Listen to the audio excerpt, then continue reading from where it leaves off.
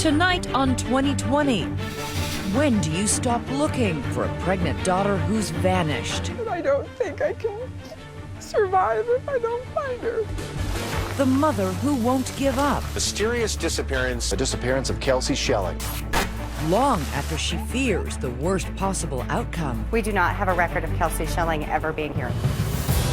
And an on-again, off-again boyfriend, a high school hoop star, as a person of interest. You're on video, dude, in her car with her credit card.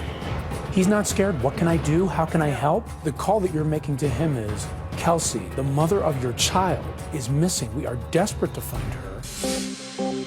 And then a mysterious late-night Facebook message blows everything apart. Your daughter is not dead.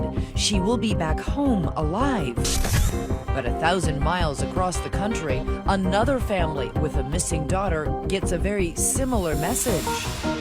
He says I know where Megan is, and I can get her back. I see him. That should be him. Tonight, 2020 goes undercover in search of a man in a red cap. A money drop in a McDonald's parking lot in exchange for missing girls. But I gotta tell you, coming to a parking lot to collect $75,000, a lot of people would say that sounds like a criminal enterprise. I'm as shocked as you guys. It is the ultimate showdown. The two lives still on the line. Maybe she is out there. Maybe she is alive. It was just what if, what if, what if.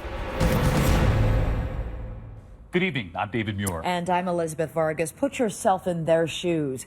Two desperate families with no clue where their daughters are, vanished without a trace.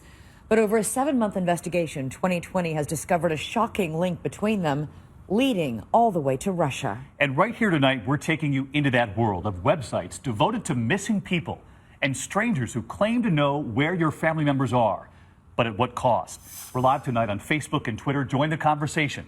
Here again, Ryan Smith. February 2013. Dawn breaks cold and clear on a Tuesday morning in Denver, Colorado. And as morning turns to midday, a question hangs in the thin air of Mile High City. Where is Kelsey Schelling? The vivacious 21-year-old recently discovered she's pregnant. Now she's late for work at this Denver housewares store. She didn't show up for work. I tried calling her, I think from my cell phone and the store phone, couldn't get a response. At his hardware store in Holyoke, Colorado, Kelsey's father, Doug, also has trouble connecting. Then I thought, well, I'm going to call and see how she's doing. She didn't answer her phone, which is pretty rare. Tuesday turns into Thursday, and the silence gets louder. Concern morphs into panic, especially for her mother, Laura. All of her friends started contacting us saying, we've been trying to reach Kelsey and we can't reach her. And when that happened, that is when I got really, really scared, because I just thought there has to be a logical explanation. But since that fateful February week, no explanation has arrived.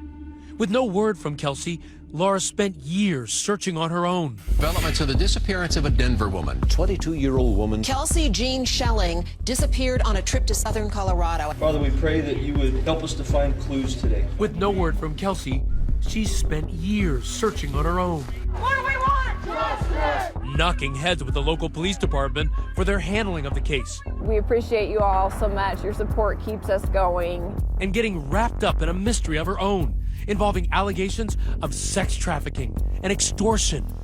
More on that later. It's unbelievable to me doing all of the things that I'm doing to just, get out and fight people like I have. The story traces back here to a town called Holyoke, a couple of hours east of Denver, where the scenery looks more like Kansas than a Coors commercial. This is where Kelsey was born and raised. Where's the baba? She liked to be silly, liked to laugh. You look at these pictures and you can just see that. Mother and daughter develop a tight, unbreakable bond after Laura and her husband Doug split up when Kelsey was just 11 years old. It was just she and I together alone for a lot of years, so we were very close, pretty inseparable, basically. Kelsey attends nearby Northeastern Junior College with plans to study psychology. There, she becomes fast friends with her roommate, Ali Sandoval. She was very fun. She was laughing all the time, always getting into trouble, and just out to have a good time. And at school, a key figure enters her life, Daunte Lucas. Their backgrounds cannot be more different. Daunte hails from the central Colorado town of Pueblo, a place more Walmart than Little House on the Prairie. Blue-collar Pueblo has a reputation as the most dangerous town in Colorado because of its high crime rate. At Central High School, Daunte stands out as a 6'7" basketball star. He just had a mad passion just for basketball. He loved everything about the game and hoping that he can, go on to a Division I basketball school and then maybe make it to the NBA. But the big college recruiters never come calling.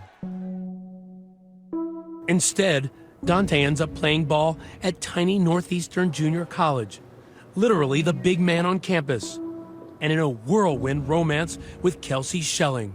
To Kelsey's friends, the relationship turns toxic from the start. He would be putting her down, calling her names, saying that she was fat and ugly and nobody else wanted her, and she was lucky enough to have him in her life because she wasn't going to get anything else. After a couple of tumultuous semesters, the two split up. By 2012, Kelsey has quit school and is living in Denver, working at that home goods store. Daunte, his hoop dreams slipping away, is back in Pueblo. To the alarm of Kelsey's friends, the two reconnect. She loved him. You think he loved her? No, you don't treat someone that you love like that. You don't treat them with disrespect the way that he did for her. He would throw things. She would throw things. Just awful. December rolls in like the snowdrifts in Denver. Kelsey and Daunte spend the Christmas holidays together. And shortly thereafter, Mom is asking, what child is this? She called me when she found out she was pregnant. She was stressed, just told her, I will support you, whatever you need, your family's behind you. Did she tell you anything about Daunte's reaction? She said he was mad. She said he was very angry.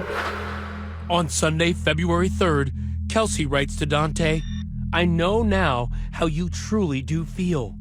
You have no obligation to me, and you don't want to have anything with me. The next morning, Kelsey has a prenatal checkup, and the doctor delivers the news.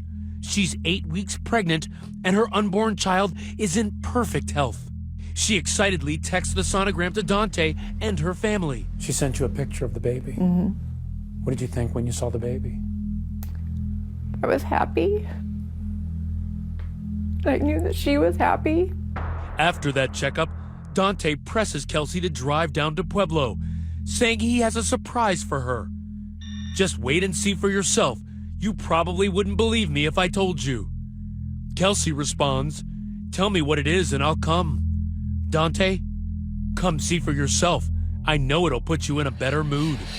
Kelsey relents, and at about 10 p.m., the young mom-to-be finishes her shift and pulls away in her black Chevy Cruze, making the lonely 2-hour nighttime drive to Pueblo. Did you have any idea she was going there? No, if I would have knew who she was, I would have made her take a friend, or I would have made sure and went with her. During the drive, Daunte texts her to go to Walmart in Pueblo to meet him. At 11:20 p.m., Kelsey pulls into the Walmart parking lot. She waits almost an hour for Daunte to show up, finally messaging him that she's tired of waiting and will come to him. At 12:15 in the morning, Daunte texts her to meet him on this street.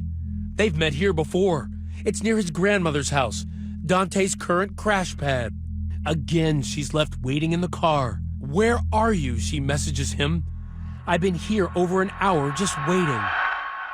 Kelsey is never seen again. By the end of the week, her phone shuts off, and her mother is melting down. Just sheer panic and disbelief. I mean, I can't even really remember how scared I felt. Coming up, Daunte tells his story to the cops. And you didn't hurt this girl, right? We are now leaning towards foul play. Is the basketball star a piece of a larger puzzle? And could Kelsey's case be connected somehow to another woman who's gone missing over 1,000 miles away? Could there be a nationwide conspiracy kidnapping young women? Stay with us. "2020 continues. What if?" Now to the mysterious disappearance of a Denver woman. She seemingly disappeared. The disappearance of Kelsey Schelling.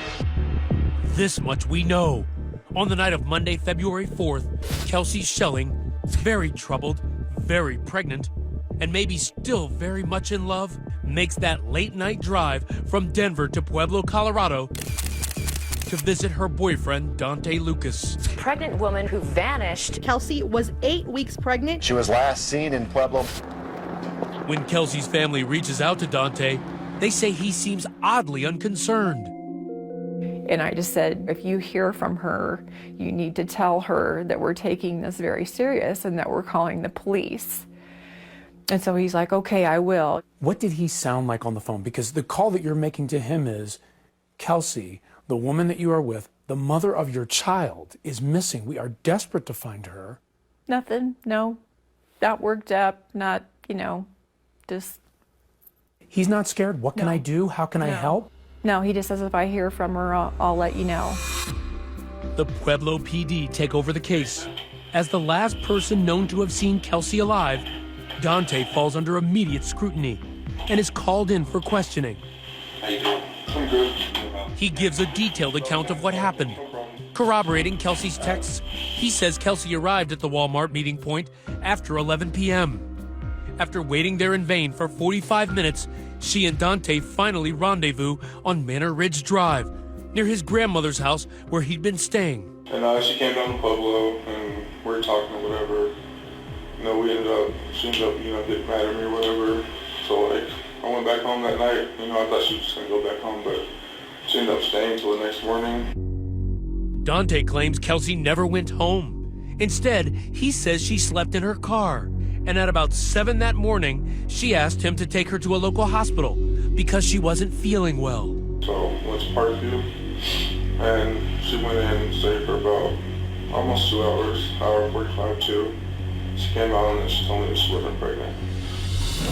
Now that's an eyebrow raiser right there.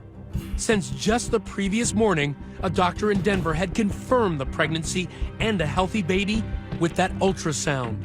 Still, Dante proceeds with his story, claiming at about 9 a.m., the two drove from the hospital and ended up at that Walmart where they parted ways.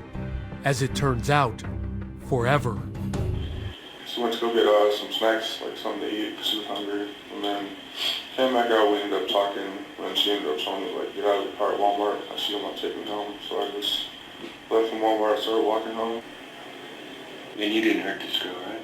No, I've never heard of her. Could Kelsey have harmed herself, distraught over a supposed miscarriage? In his interview, Dante described her as a troubled, erratic young woman. She had bad anxiety. She has anxiety attacks, so she had pills for that. What can you tell me about that? She's told me before that she's ended up in the hospital a few times from overdosing, I guess. Dante cast her to police as someone who had troubles with drugs. I don't believe that, no. So do you think that Dante made all these statements up? Yes. And why do you think he did? To try and throw the attention some other direction. I mean, even if Kelsey did commit suicide, which I don't believe she did, because she was happy. She wanted that baby. She wanted to be a mom. But if she committed suicide, you would find her body. Dante is allowed to leave. And then, 8 days after the disappearance, a breakthrough. The car of a missing Denver woman has been found in Pueblo. Kelsey's car is discovered in a different Pueblo hospital. The car was abandoned in the parking lot. But Andrew McLaughlin, deputy police chief at the time, says police are unable to determine who left it there. We did not have any good security footage that could tell us who dropped off the car, how the car got there. But you find the car and no Kelsey. And no Kelsey. Normally, if someone was going to go away for a few days, they'd take their car with them. So we are now leaning towards foul play. So we accelerate the case. Attention now returns with some urgency to Dante's version of events. And already, some things aren't adding up. Remember how Dante said he dropped Kelsey off at this hospital at around 7 a.m. on February 5th? He said he waited outside for her. She went ahead and stayed for about almost 2 hours. But there's just one problem with his story. We have no record of Kelsey Schilling ever being here at Parkview Medical Center. Now, what do you check to find out if she was here or not? We have a medical records system that keeps track of every patient that's ever walked through our doors. So for you, there was no way she's ever here. That's correct. We went to Parkview Hospital and they said, we have no record of Kelsey ever being here. Would that be a suspicious set of circumstances in the way you look at Dante? Yes, it is. In fact, much of Dante's story is going to start to crumble quite shortly. Well, this is another glaring hole in his statement. Because there were security cameras almost everywhere along the way. And police say they showed no signs of Kelsey, only Dante. You're on video, dude. It's not the car. It's on the video. Stay with us.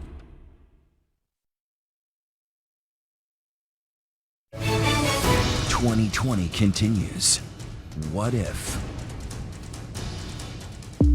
You're looking at surveillance video of that Walmart parking lot from Tuesday at noon. This is Kelsey Schelling's black Chevy Cruze entering a parking spot. Remember, Dante told police he and Kelsey then went inside the store to grab something to eat. And she went to go get some snacks, like something to eat, because she was hungry. But watch closely. Only one person is seen emerging from that Chevy, and it's Dante. He gets out of the driver's side and walks toward the front of the store. ABC consultant and former FBI Special Agent Brad Garrett reviewed the video for us. This is another glaring hole in his statement, where he contends that the two of them are together, and clearly, based on the surveillance, it's one person. Dante is later seen walking through a parking lot in the rear of the store, where his mother arrives to pick him up. But what happens next to that parked Chevy? Could Kelsey still be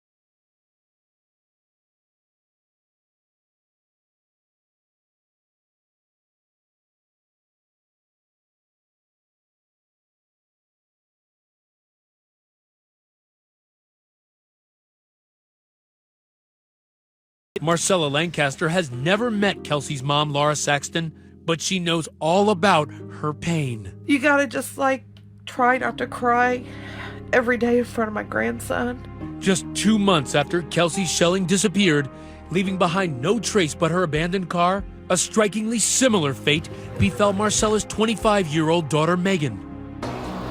She vanished from Portsmouth, also leaving behind no trace but her abandoned car.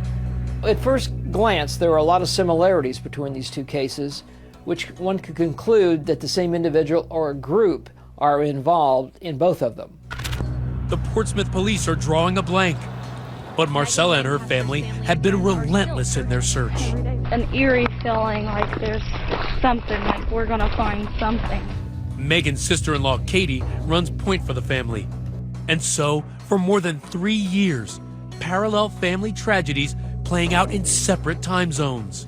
Both families organizing searches, setting up Facebook pages to field leads, and doing whatever they can to keep public attention on their respective cases. Many in Pueblo are not giving up on finding clues that could help find Kelsey Schelling. Why do you think people feel so strongly about Kelsey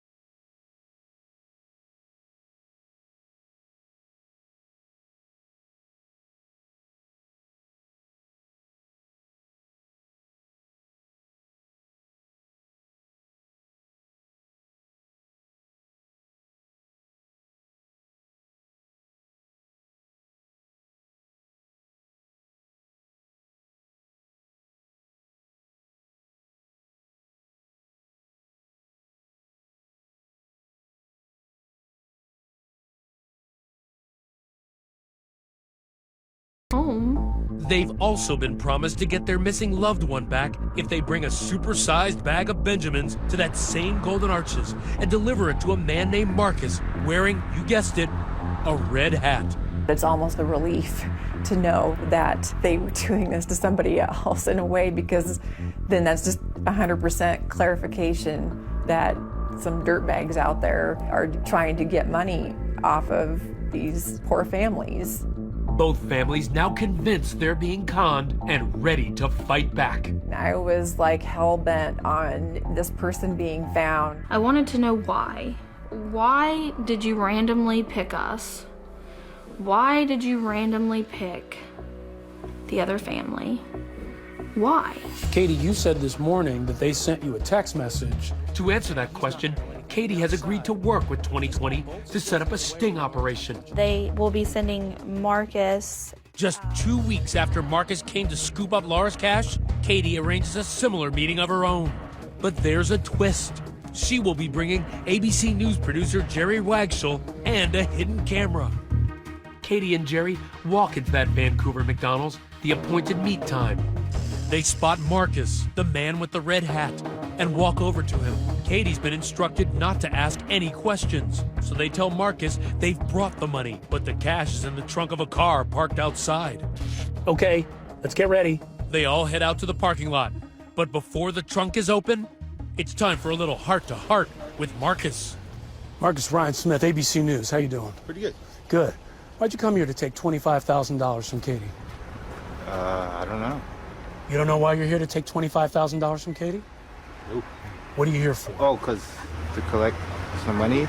Marcus claims he was suckered too, lured online into a supposed jewelry venture. He says he was supposed to pick up the money and wire it to someone he's never met. So a random guy tells you to go to a McDonald's twice in less than 2 weeks to meet people to pick up money, and you don't think anything of it?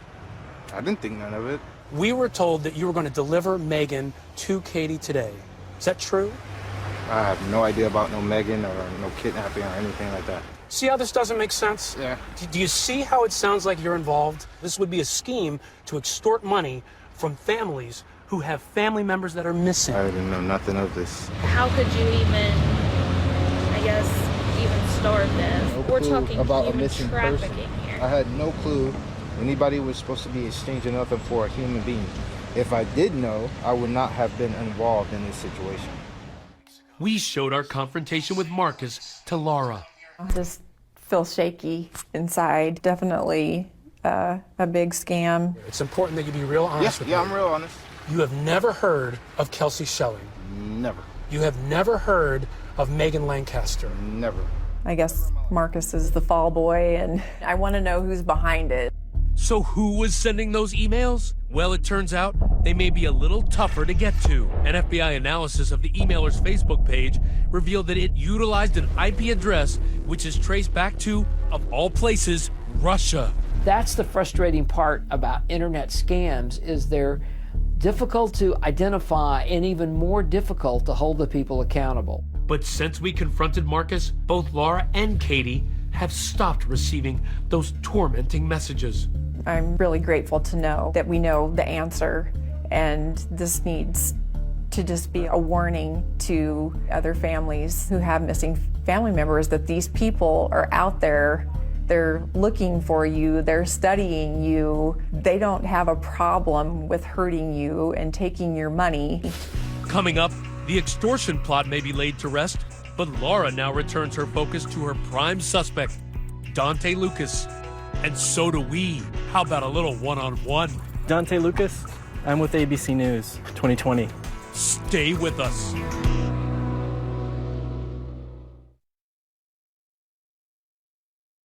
Missing pregnant woman and her unborn baby remembered in Pueblo today. This February, on the 3rd anniversary of Kelsey Schelling's disappearance, hundreds turn out in Pueblo to honor her memory. Pueblo Police, do your job! And to protest how police have handled the case. What do we want? Justice! When do we want it? Now! Pueblo police strongly defend their investigation. It's never been closed. That is the most manpower hours intensive case we've ever worked. Can you understand why the family might look at this like, I feel like I'm dealing with the Keystone Cops here? I feel like I'm not getting a straight answer from the cops. Well, yeah, I understand the family's going through a lot of difficult times. They're frustrated. But, you know, there are many things that they feel we have the power to do we don't have the power to do. I don't think they will do their job. What do you want them to do right now? I want them to give the case to somebody else who's going to work it. I want things that need to be done. Kelsey's parents also haven't forgotten about Dante Lucas, the only person of interest named in the case. They've sued Dante and several members of his family, claiming he murdered Kelsey and her unborn baby, and the family either conspired with him or covered it up. Dante, his mother, and the rest of the family have denied the allegations. Today, Dante can still be found playing ball on occasion on a Pueblo court, and that's where 2020 caught up with him. The family of Kelsey says you're responsible for her disappearance. Is that true? What do you have to say to Kelsey's family about the disappearance? Nothing? Anything to say? Meanwhile, Laura continues the search for her long-lost daughter and unborn grandchild. Just a few weeks ago, she was back in Pueblo, organizing yet another search party. Can swing back that way? Or? Combing the landscape for any clues. It's just like looking for a needle in a haystack. I don't think I can survive if I don't find her. Just like the family of Megan Lancaster back in Ohio, Laura vows she will never give up until she is finally reunited with the person she loves most in this world. Bring her home. I want to lay her to rest. She deserves to be honored. We deserve a place to go visit her. And right here tonight, a major new development. 2020 has just learned that the Pueblo Police Department is planning to turn over Kelsey's case to the Colorado Bureau of Investigation. For those families, perhaps a step toward resolution. So if you were one of those family members, however skeptical you might be, would you have shown up with that exchange money if there was any chance at all that it could free your daughter? We hope you'll let us know on Facebook and on Twitter. Use the hashtag ABC2020. In the meantime, I'm David Muir. And I'm Elizabeth Vargas. For all of us here at 2020 and ABC News, have a good night and a great weekend.